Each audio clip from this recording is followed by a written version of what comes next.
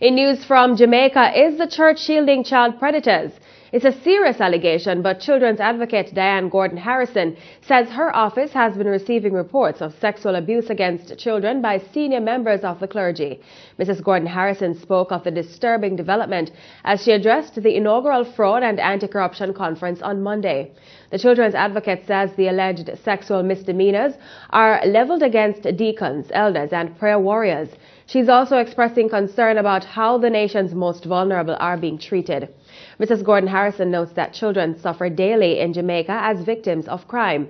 She said, quote, "Children are being robbed, raped, and murdered. They are being abused in homes, in communities, in schools, in the church.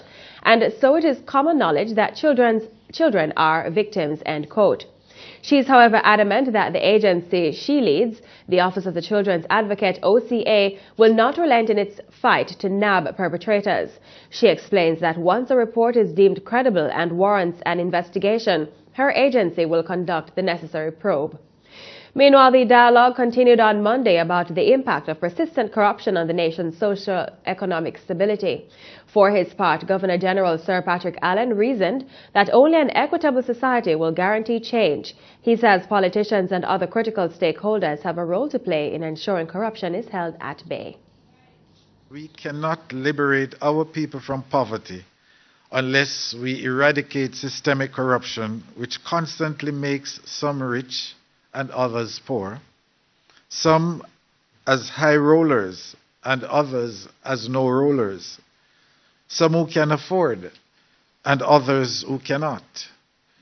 I believe that when Jamaica's leaders and citizens and followers unite in unrelenting action against corruption, they will hasten the attainment of our objective of social transformation and economic development and a fair, equitable, and a just society. Mr. Allen also charged parents of their responsibility. He says some parents have shunned positive values and attitudes, which has led to social degradation. He argues that quite often children are first introduced to corruption in the home. It goes right back to the family, where too many parents have abdicated their nurturing and character-building roles.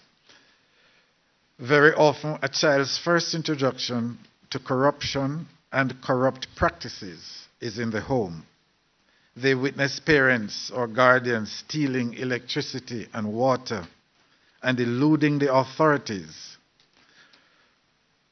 because of those and other illicit acts.